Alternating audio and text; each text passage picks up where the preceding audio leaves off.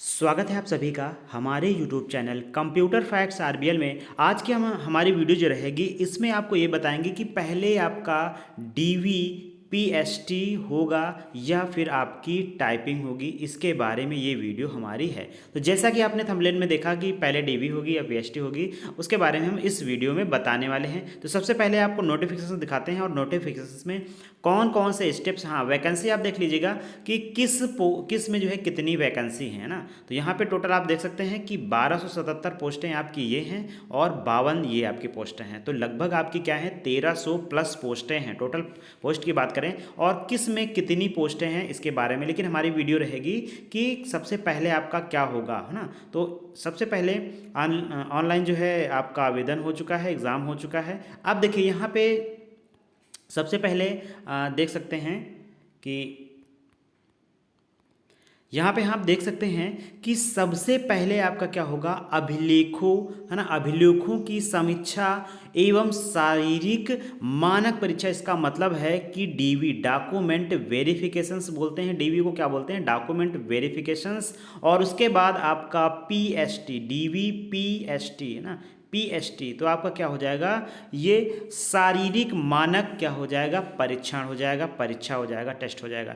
अब देखिए शारीरिक मानक परीक्षा में आपको सबसे पहले क्या किया जाएगा, तो देखिए यहाँ पे बताया गया है कि जो आपके पुरुष होंगे उनके लिए मानक क्या है। अगर आप ओबीसी और एससी या फिर आप जर्नल के हैं या ईडब्ल्यूएस के हैं तो आपकी जो हाइट है वो 163 सेंटीमीटर होनी चाहिए। अगर आपकी 163 सेंटीमीटर से ऊपर है या 163 सेंटीमीटर के बराबर है तो आप इसके लिए बिल्कुल जो है एलिजिबल हैं और आपको हाइट में कोई भी प्रॉब्लम क्रिएट नहीं होने वाली है। अगर आप अनुसूचित जनजाति है, जिसको हम बोलते हैं एसटी बोलते हैं, जिसको क्या बोलते हैं, एसटी बोलते हैं, एसटी में केवल आपकी 156 सेंटीमीटर हाइट होनी चाहिए।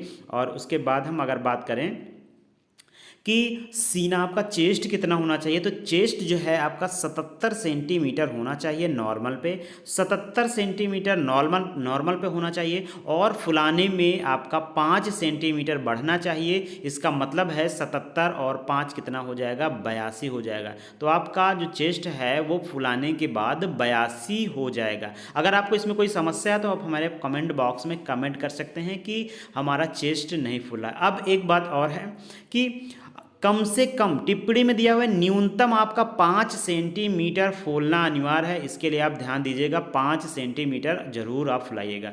अब यहाँ पे बात करते हैं, अगर आप एसटी हैं तो वहाँ पे केवल 75 मांगा गया है, लेकिन आप देखिएगा यहाँ पे 80 सेंटीमीटर कम से कम अनिवार्य होना चाहिए। इसका मतलब है कि जो 5 सेंटीमीटर फुलाने वाली जो प्रक्रिया है वो एससी एसटी जनरल ईडब्ल्यूएस सबके पास होनी चाहिए। तो ये टिप्पणी जो यहाँ पे दी गई है ये आप थोड़ा सा देखिएगा और प्रैक्टिस करिएगा कि हमारा जो चेस्ट है 5 सेंटीमीटर फूल जाए। अब हम महिलाओं की बात करते हैं, फीमेल की बात करते हैं। तो फीमेल की जो आपके महिला अभ्यर्थी के लिए शारीरिक मानक क्या है, तो इनकी केवल क्या है, मानक ऊंचाई है केवल 150 सेंटीमीटर। कितनी है, 150 सेंटीमीटर इनकी क्या है, हाइट होनी चाहिए, हाइट होनी चाहिए। अगर वो महिला अनुसूचित जनजाति की है, एसटी महिला है, तो 145 सेंटीमीटर होना चाहिए। और महिलाओं के लिए चेस्ट नहीं है, वहाँ पे केवल दिया गया है न्यूनतम इनकी क्या होनी चाहिए, इनका वजन होना चाहिए, कम से कम 40 किलो का वजन होना चाहिए महिलाओं के लिए। तो महिलाओं के लिए केवल 2 मानक हैं, एक है उनका हाइट और दूसरा उनका क्या है, वेट है, कम से कम 40 किलो होना चाहिए। ये अनिवार्य है, ये तो होना ही चाहिए।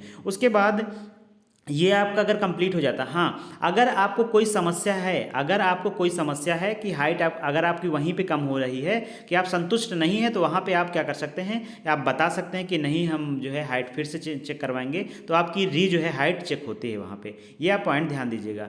अब उसके बाद दूसरे नंबर पर, पहले नंबर पर तो आपका डीबीपीएसटी हो गया, दूसरे नंबर पर आपका होगा टंकण परीक्षण। क्या होगा, आपका टाइपिंग टेस्ट होगा। अगर आप टाइपिंग तैयार अभी से करिए, इसको बोलते हैं कंप्यूटर टंकड़। उसके बाद फिर क्या होगा, जो तीसरे नंबर पे है, अब तीसरे नंबर पे आपका आएगा चयन सूची, जिसको हम बोलते हैं अंतिम चयन सूची। इसका मतलब है फाइनल मेरिट आपकी यहीं पे आने वाली तीसरे नंबर पे। पहले नंबर पे डीबीपीएसटी, दूसरे नंबर पे टंकड़ परीक्षण और तीसरे नंबर पर आपका होगा चयन। इसका मतलब है कि आप एक स्टारधारी और डबल स्टारधारी, अगर आप एसआई के लिए तो डबल स्टार और एएसआई के लिए तो सिंगल स्टार आपके पास जरूर लग जाएगा। अब देखिए यहाँ पे नॉर्मलाइजेशन का फार्मूला भी अपनाया जाएगा। अब इसके बाद देखिए, अगर दो व्यक्ति के एक ही मतलब नंबर समान होते हैं तो उनके लिए क्या प्रक्रिया रहेगी, है ना। तो उनके लिए प्रक्रिया क्या रहेगी, उनके पास अगर कोई अलग से सर्टिफिकेट है, कोई एक्स्ट्रा सर्टिफिकेट है, एनसीसी वगैरह है, या फिर उनके अंग्रेजी के वर्णमाला के पहले अक्षर के अनुसार भी उल्लेखित किया जा सकता है, ये इन्होंने बताया है। अब देखिए उसके बाद क्या होगा, सिलेक्शन हो गया आपका, फिर आपसे चिकित्सा परीक्षण होगा, आपका मेडिकल वहाँ पे चेक होगा। क्या होगा, मेडिकल वहाँ पे बाद में आपका होगा। कहाँ पे होगा, बाद में आपका मेडिकल होगा। फिर मेडिकल के बाद आपका क्या होगा, चरित्र सत्यापन होगा कि आपका चरित्र कैसा है। बस आपके इतने पॉइंट होंगे, आपका सिलेक्शन यहाँ पे श्योर। तो इतने प्रोसेस से आप गुजरिएगा और आपके कंधों में स्टार जरूर लगेगा। तो अभी से आप टाइपिंग स्टार्ट कर दीजिए। यहाँ से टाइपिंग से बहुत सारे बच्चे बाहर होते हैं।